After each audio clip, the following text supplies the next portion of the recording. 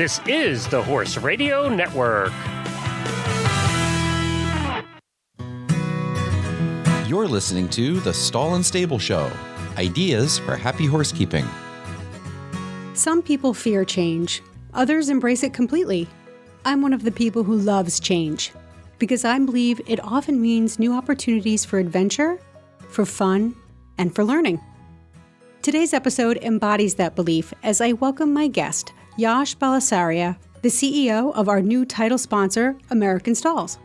Yash is going to tell us about American Stalls, what they make, and why their barn components are quickly becoming the first choice among barn designers and builders. We geek out a bit in this episode, and I think you're going to like it. So listen in. This is episode 97 of the Stall and Stable Show, brought to you by American Stalls, a new experience in horse stall equipment. With over 25 years' experience in the steel industry and clients in 41 states, American Stalls brings a quality of service to horse owners that makes stable design enjoyable. Today is Wednesday, April 6th. I'm your host, Helena Harris. In addition to American Stalls, I'm thankful for the continued support of Tangent Materials, makers of the next generation of worry-free horse fencing. Welcome back, friends. I'm excited to bring you another episode of Stall and Stable. And yes, change is in the air, and it's good change. I am very happy to welcome American Stalls as our new title sponsor. And with that change, definitely comes the opportunity to learn. One of the things I really like about American Stalls and the reason that we decided to go ahead and shift our focus to working with them is that they really believe in client education, in market education, in helping horse owners understand not only what stall and barn components are available for their barns, but why the different options are useful and in what scenarios they are useful. Understanding what goes on under the hood, so to speak, is really important for horse owners, and American Stalls values that just as much as I do. So I'm really eager to learn more from the team there about what goes into stall design and barn components. And I'm bringing you guys along with me on that ride. Today, we're going to talk with Yash Balasaria. He is the CEO of American Stalls. He's a super nice guy. So let's get right to it and talk to Yash and find out what's going on over there at American Stalls. Hi, Yash, and welcome to Stall and Stable. I'm so happy to have you here.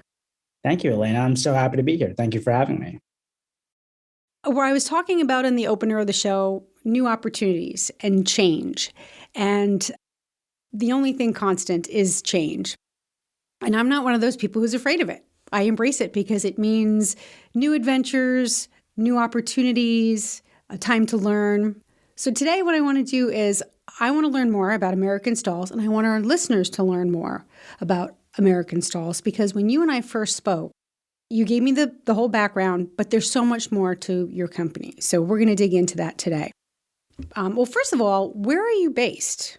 So we are based in Northern Virginia. So for folks who don't know where that is location-wise, we're maybe 15 to 20 minutes outside of the nation's capital.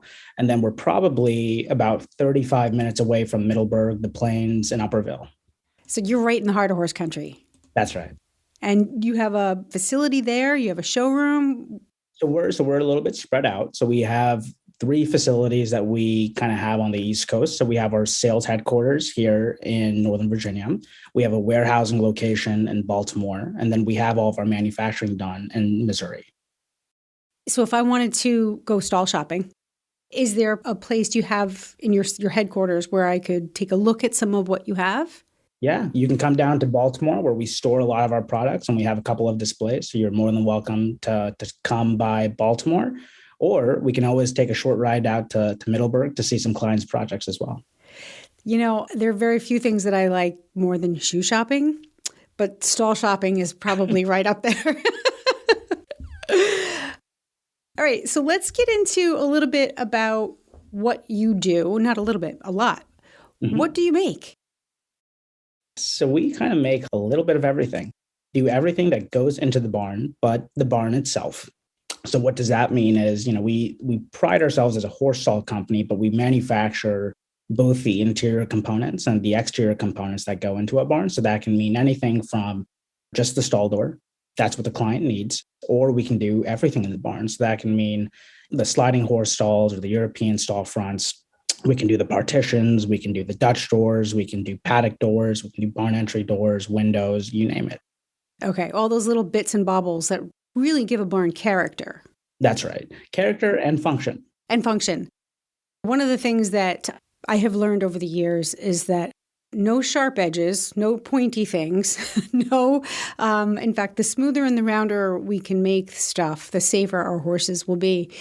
That's the kind of knowledge that having horses for a long time will do. Do you have someone on staff? What's your horse experience at American Stalls, and how does that inform the products that you make? To get started, myself as the company's owner, I actually don't have horse experience, but that's why we like to hedge it with having a whole staff who does. For example, if you are working with our sales and design team, every single salesperson either has or has had experience in showing horses, breeding horses, owning their own horses, or being some way affiliated with the equine industry with at least 20 years of experience. And I'm going to tell you, being the leader of a company, it's probably a good thing that you're not a horse person because we're horrible business people. We're horrible managers. And some of us aren't even that great with leadership in the saddle. So it's good that the people who are, your boots on the ground have the level of expertise with horses that you need, because this is where a lot of the decisions are made about what to purchase for a particular barn.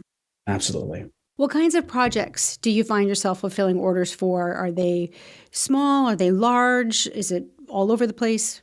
We really do all sorts of projects. We'll do everything as small as, just 2 stall doors, shipping it out to somebody who might need it for, let's say they're boarding their horse at a boarding facility and they just need a stall screen. We'll go ahead and just ship them 1 or 2 units of that, but we'll go ahead and do everything up to everything, like our first deal that we ever did, which was for Hits Socrates for 1,500 stalls. So we do both strictly private residential kind of barns to really large scale commercial facilities. Let's go back in time for a minute.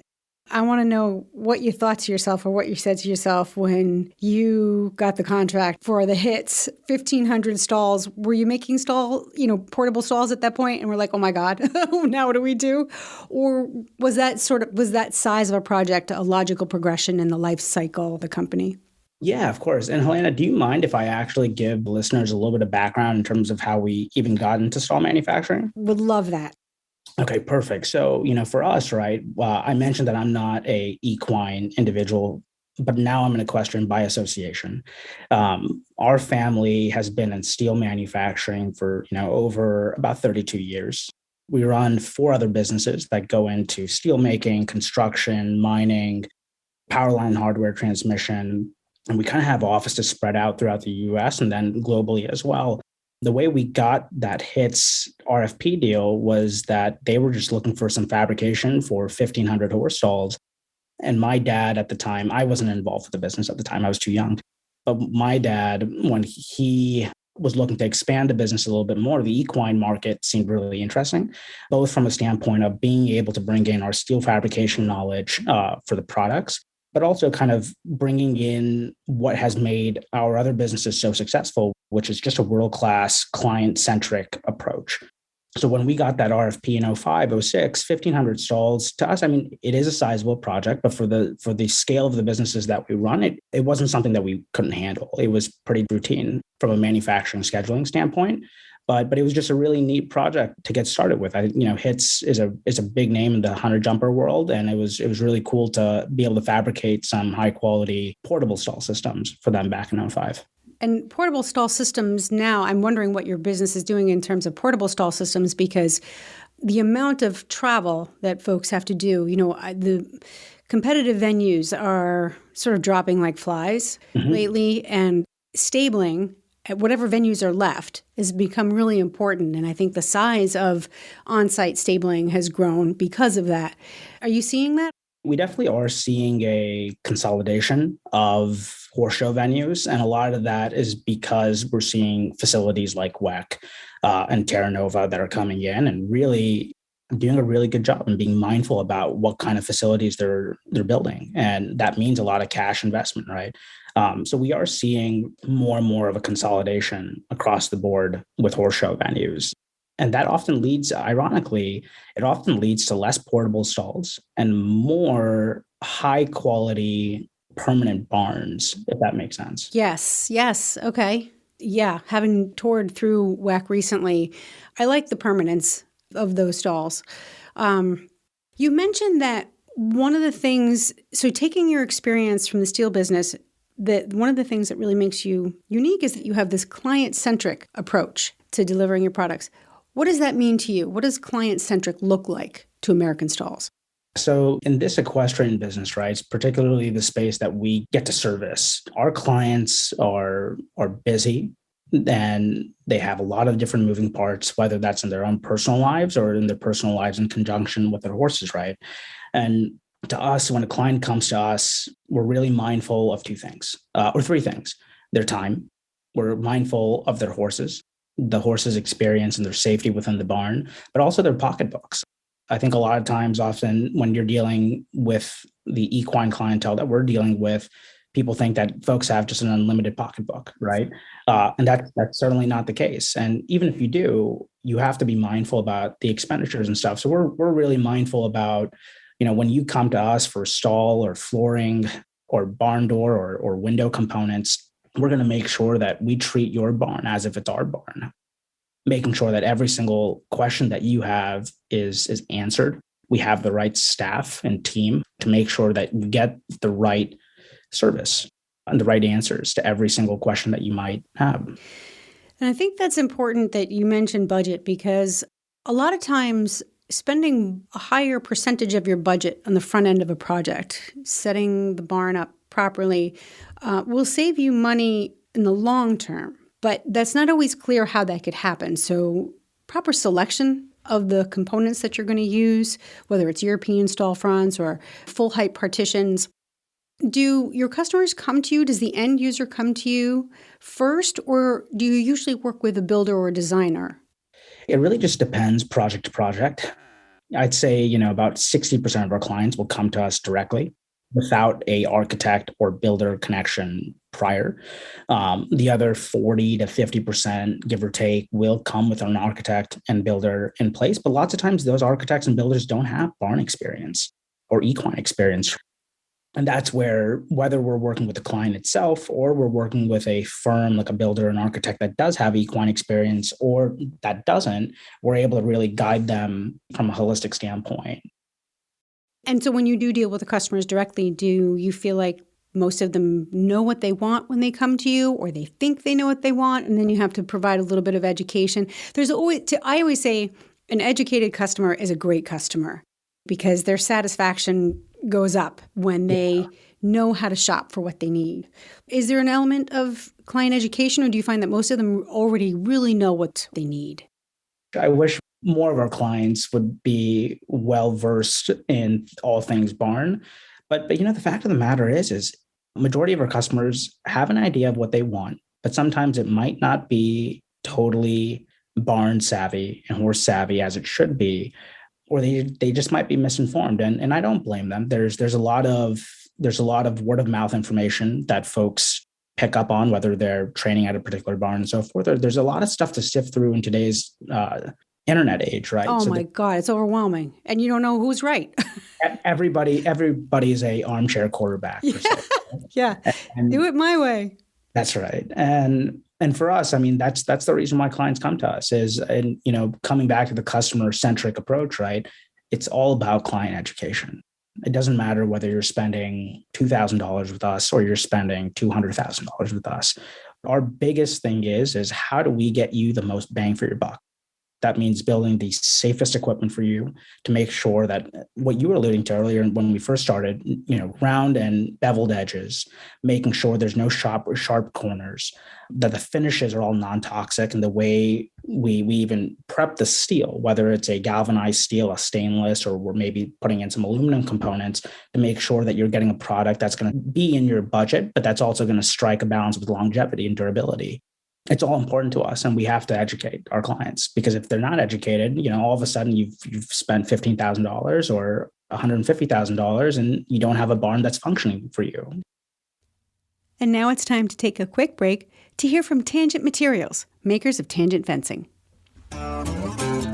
If you're tired of rotting, broken fences, it's time to talk to Tangent. If you want perimeter fencing that's safe and durable with a classic style, it's time to talk to Tangent. If you want to spend more time with your horses and less time worrying about your farm, it's time to talk to Tangent Materials, makers of premium HDPE lumber that looks just like wood, but without the worry. To learn more, go to stallandstable.com/fencing. So I'm going to take a little detour and talk about the three types of steel that you just mentioned. Galvanized, aluminum, which isn't really steel, and then stainless steel. Yes. So when I think stainless steel, I think commercial kitchens, right? Or hospitals, things like that. Tell us the difference about each of those metals and why one would be, what is the ideal environment for each of those metals? Yeah, of course. So this is where I get a little bit, where my ears perk up, because I do have a steel background. When it comes to horse barns and horse stall equipment, you'll see a wide variety of metals. I know I mentioned galvanized stainless, and then I also mentioned aluminum on the side, but there's actually 4 or 5 different options, if you don't mind me kind of elaborating. I'm geeking out. I love this part. Because honestly, anybody who's ever dealt with a rusted latch or door or something, we experience these frustrations every day, multiple times a day. So understanding what goes on behind them will be really cool. So go ahead. Yeah, of course. So the most basic material that you'll see in a lot of horse stall equipment that we really don't recommend is a black carbon steel. So what black carbon steel means is it's essentially steel in its raw form. It doesn't have a galvanized kind of layer on top of it. And whenever you hear the word galvanized, just think zinc. It's essentially a layer of zinc applied onto that black carbon steel. And there's different ways of adhering that galvanization layer, but black carbon steel is going to be the most basic. And you're going to see a few companies use that material. We try not to use it, just because when you get into a horse barn, given the amount of moisture, the amount of ammonia that you're going to see, and then you couple that with, let's say you start building a barn in South Florida or in Southern California or in the Pacific Northwest, you're going to see rust really eat into that steel faster. Even if it has a powder coat layer, you're going to see black carbon steel have a little bit of elements of rust. So that's the first material. And stop me when you have questions, by the way. I know I'll be...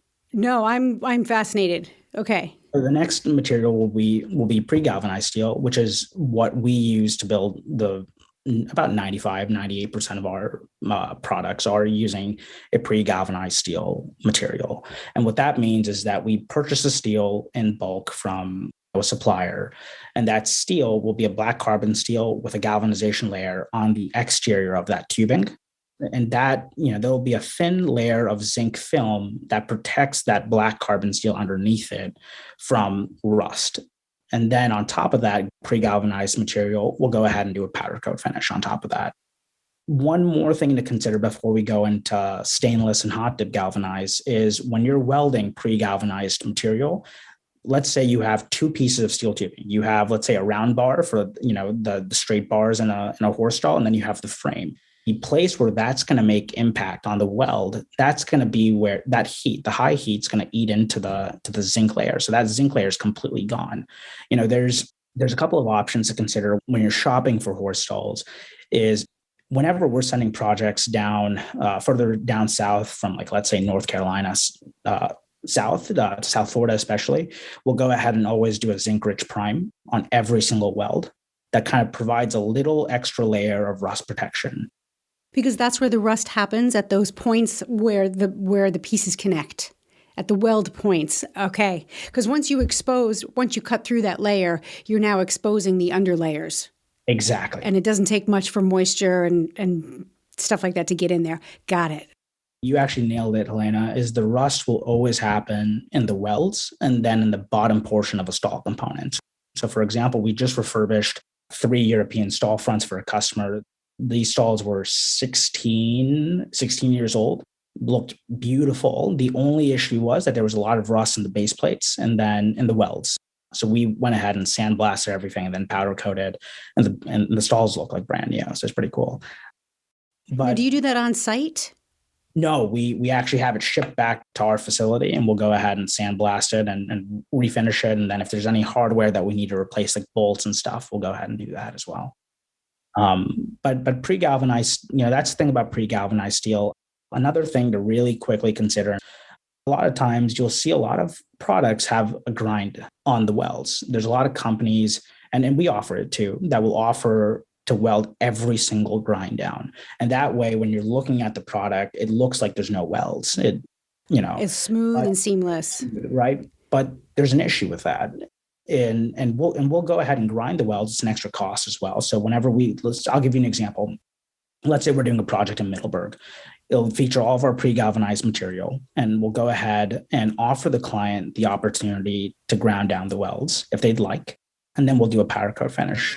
And you'll usually see no rust issues that way, because the grinding of the weld process, you're chipping away at that weld layer.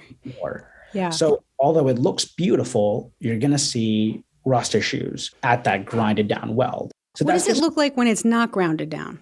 So it looks, you'll see essentially like a little, it's almost like a little bump, a little raised area. Right. Okay. So really, when we're looking at that, we're looking at protection. Exactly. And it really just depends customer to customer. I think when we are engaging with our clients, we're very honest that, look, this steel frame based stall equipment is not going to last you forever. It's going to last you about 15 to 25 years, just depending on how much maintenance you put into it. And if you're willing to offset that cost of potential rust down the road versus having that kind of elegance and the beauty, then we'll do it. When we're going down to Southern Florida, like Wellington or Tampa, that's where we really push the customer to think twice about grinding down the welds. We'll do it. It's at the end of the day, it's whatever the client wants, but But this is where you educate them. This is where you say, hey, here you've got option A and option B, and here's why we think either one of those would be better for your specific requirements. That's right. So just something to consider when you're shopping for stalls. Okay. Now, aluminum. So my property is right on the coast, the New England coast. So we get a lot of humidity, even though it's, we're in the Northeast. And I have, in the last 2 barns that I built, I've opted for aluminum stall components. Yep. And I'm very glad that I did for a number of reasons. Tell me what the pros and cons are of aluminum. No matter where you live, what are the pros and cons? Aluminum is a great material. We're actually doing a lot of research into it to see how we can develop more and more of our products to be made out of aluminum, because we understand that in a horse barn, having something that's has a stronger anti-corrosion factor is important. We haven't dealt as much in aluminum as we'd like. We use it for a lot of the hardware that we're doing. So most of the hardware at American Stalls is stainless steel or aluminum based. But aluminum, the issue with aluminum is a couple of things. And this is the reason why we haven't gotten into it, is it's lower strength. It's a softer metal compared to steel, which means it's going to have lower strength. It's going to be more prone. For example, the interior bars of a horse stall door is going to be more prone to bending on impact versus steel. And then also from a craftsmanship standpoint, aluminum's a little bit of a tricky metal to weld, because it's such a soft steel. To get that right finish that kind of stand by our product, it's tough. What about stainless steel? So stainless steel is something that we are incorporating more and more with all of our products. Whether you're buying a stall gate from us, all of the latches now are stainless steel. On our sliding stall fronts, we use stainless steel on the latches, on the pinlock latches that we do. Stainless is a great option. We use a 304 grade. So you want to always make sure what grade stainless steel you're purchasing, because not all stainless steels are the same. A 304 is a really high quality grade, but it's a great material. We don't powder coat it, because if you powder coat, it doesn't adhere to the stainless steel well. But we are looking to even, you see this actually in the European market quite a bit, but the actual bars, the round bars on a stall front, we're looking into making those stainless steel, or as an option, more and more. I'm thinking about latches and handles and things like that. One of the things that I think frustrate me, especially in a bigger commercial barn, when you're opening 20 latches a day, 7 times a day, does stainless steel hold up to repeated use better than other types of steel and metals? Because I find that when a latch, over time, it'll just start to corrode and stick. It expands and contracts a lot more. Is there a benefit to stainless steel or those small mechanical pieces? There is. And that's actually a reason why for most of our tack hardware, our latch hardware, we're moving more and more away from galvanized steel, which is then powder coated, to a stainless or bronze or brass, to metals that are a little bit denser. You actually nailed it, is when you have a lot of galvanized material with powder coat, that powder coat's going to evolve over time, and it's going to lend itself to being stuck sometimes, especially if it's not built right. Whereas a stainless steel, it's just the metal. You're dealing with the integrity of the actual metal itself, and you're not dealing with anything else. And it really retains the shape over time as well. So, let's talk about brass for a minute, because my number one small farm equipment is double-ended solid brass snaps. Snaps, yep. I use them for everything. They don't die unless you need them to die, which is a gazillion pounds per square inch of pressure from a horse who needs to break that snap. They're not infallible, but they're pretty darn close. What are your thoughts on brass, and where might we use that in a barn?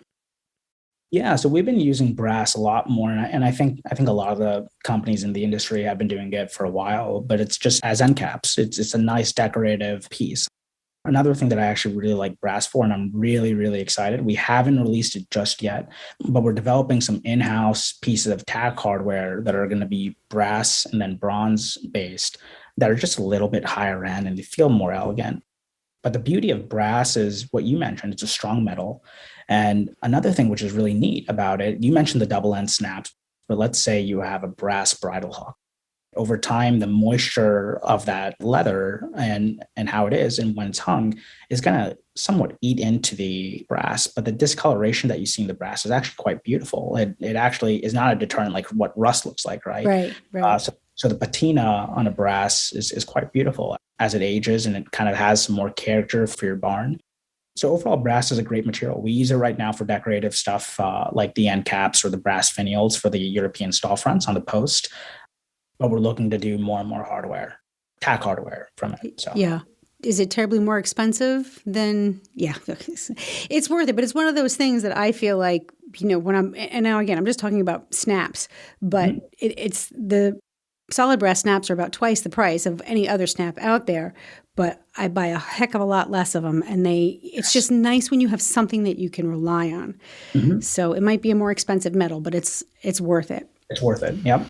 So Absolutely. American Stalls make stall components. And so let's just say I bought a farm, right? Yes. And the barn definitely needs remodeling. We're going to sandblast the wood. We're going to restain everything. And those stall components are rusted. I call American Stalls and you guys say, yep, give us your measurements. We can make you new stall components, ship them out to you, and you guys can install them. Is that sort of a typical workflow for a situation like that? Yeah, of course. We do. I would say, again, I hate to put a percentage on it because I'll probably get it wrong, but I'd like to say at least 30 to 40% of our projects each year are renovations. We do it all the time. Clients buying a new farm or finally getting to that point of having the property and just being like, well, honey, it's time to replace some of this stuff in the barn. What that usually looks like, Helena, is the client will usually come to us and they'll have assessed the interior and the exterior of their barn and kind of have a wish list of what things they'd like to be replaced. They'll come to us and they'll get connected with one of our project managers, and the project manager and them will go ahead and go through what they have in mind. We'll do a lot of listening. The entire That's good because horse people can talk. Yes. And well, it's good because as folks talk, they talk more and more about random things, which might be, their horse's behavior or something that's really driving them crazy. And that's actually good for us because that's all intel that we can go ahead and extract and then go ahead and then accordingly make some recommendations. But yeah, the customer will come to us, be like, our stall doors are not working for us. We need to change that. Or the track systems or the barn entry doors are all rotted out because it's made out of wood. Customers will come to us. We'll listen. We'll provide a couple of recommendations. We'll put together a quotation. We'll talk about budget, design, flow. What's the intent of the barn? Is it a private barn just for you, your daughter, and the family? Or is it something that you're going to have some horses board there? So yeah. Okay. Considering today's shipping, supply chain issues and whatever, typically how long does it take for a moderate sized order? Obviously, depending on what they're ordering, but what's the typical turnaround time? So right now, we're giving customers about an 8-week lead time right now. That's not bad. But if a client really, really needs components and in a certain time frame, most of the time we can make it work. We have a customer here in Ocala who needed some sliding paddock doors and a couple of other components. I think our turnaround on that's like 3 weeks. So we're really pushing it through production. We're doing a 68 stall barn renovation in Rancho Santa Fe right now. And I think that project we're nailing down in 7-8 weeks. So that's the benefit of having a facility in the United States. Yes, absolutely. Got it. Now, last question, because we're kind of running out of time. I feel 4 more conversations, though. Like, I want to dig in. Today we talked about metals, but I want to talk about so many other things. And, our listeners really do appreciate the details. Maybe not everything that we're covering in one conversation, but when you're listening and you hear that key piece of information that's kind of been bugging you, what do I do with this metal? Or I think that they appreciate the level of detail that we're going into. Because who does? Who actually talks about this stuff? I mean, it's Stall and Stable. This is why this is my job, is to help walk our listeners through what they might need. Mm-hmm. So what do you think is your most underrated type of product? Like something that's just a real problem solver, but most people don't even think to incorporate in their barns? That is tough. I don't think that there's any product that's underrated in our line because we incorporate so many different products and almost all of our products and a lot of our projects. But, I would say one thing that I wish clients focused a little bit more on were exterior components. There are a lot of times where a client will bring us in, and just the nature of where we're priced in the market, and clients will go with our interior components. Like, let's say they'll go with sliding, they'll go with the stall fronts. They'll do the partitions with us. They'll do some of the flooring components with us, whether it's a mattress system or a rubber paver down the aisle. But sometimes they won't.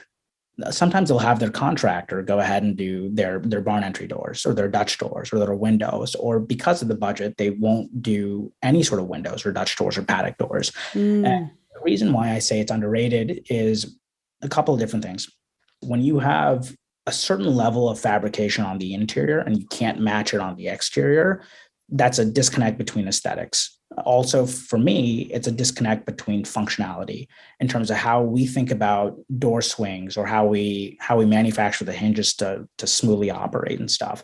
You're not going to have a consistent experience and flow within the barn. And then another thing is when you are looking at the exterior window and let's say Dutch door or paddock door components, that's an opportunity to let in more sunlight, to let in more airflow. And when you couple that in with a nice stall front that might have, like, let's say a mesh, that's then coupled with a nice half-grilled partition, which has 1-inch bars on the partition. You have a nice fan in the back that's pushing out air. And then you have that last piece of the component, which is expensive, whether it's a shutter window, a Dutch window, which might be filled with wood or a glass fill, or a Dutch door.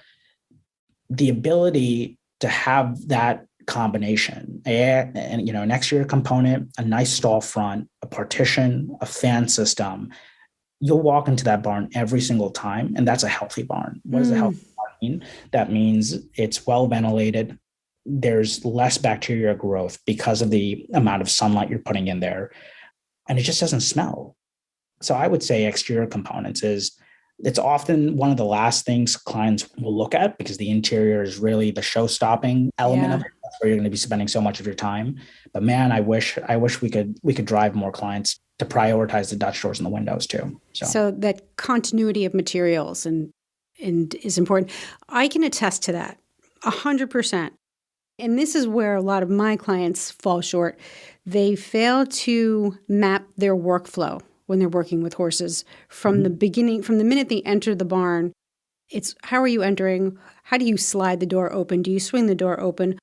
How high is the latch? How high is the handle? Are your horses coming and going? Where's the highest traffic? What door, so paddock doors, they take a beating, literally and figuratively. So what are they made out of? What are those hinges? And especially when you're dealing with wood, which changes in density and size over time and with use, if you don't have the right hinges, that can completely throw off your latches, which can take a half a second longer to open a door. And when you've got 3 or 4 horses who are ready for their dinner and you're fumbling with a latch because the doors don't match up, because the hinges aren't the same level of quality that your interior hinges are, right? I can go on and on and on. So I raise both my hands in support of what you just said. And Helena, you mentioned one point that I'd love to elaborate really quickly on is flow, is when you have an exterior paddock door or a Dutch door, right, especially instead of a window, how are you turning out your horses? What's the flow of the facility? Are you bringing them into the barn through the aisle and then taking them out through the paddock doors, or is it vice versa because you don't have paddock doors? So that's another thing to keep in mind. And then the latch thing, which you mentioned, the half a second point, right, is let's think about worst case scenario. Although none of us want to, fires. If you are fumbling with a faulty latch or a barn that doesn't have an exterior exit to it, right, with a safe latching mechanism that's also safe and solid, that a horse can't escape from it, but also that's user-friendly for you in a case of an emergency, those are all things we have to factor in. Is we have to make sure that the barn is mindfully designed and built the right way for best case scenarios and worst case scenarios. Well, I'm glad that you are thinking about that, you and your team. We're going to wrap this up. I'd like to wrap it up by you telling folks where they can find out more about American Stalls. Of course, we're all over the web. So Facebook, Instagram, Pinterest, LinkedIn, and then obviously our website at www.americanstalls.com. And if you can't remember all of that, listeners, just go to stallandstable.com and there will be banners and links. You don't even have to find the show notes. There'll just be a tower banner right on the right-hand side of our content. Yash Balasaria, thank you so much for joining me. In our next episode, let's talk about latches. Because they are, between hoses and latches are the bane of my existence, but I'd like to talk about all the options that we have when we're designing our barn for latches that can make our lives easier and our horses safer. Sound good? Perfect. I look forward to it. Thank you.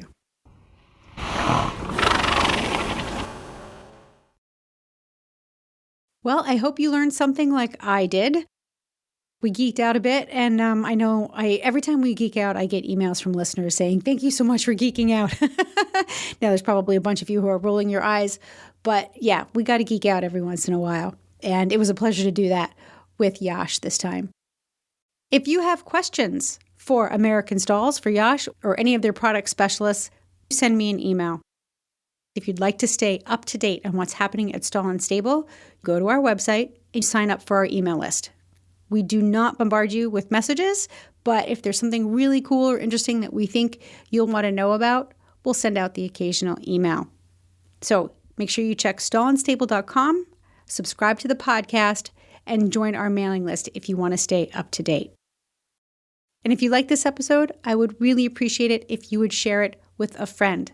The more people who can hear our podcast, the more horses we can help live happier lives. And that's going to be a wrap for this episode. I hope you enjoyed it.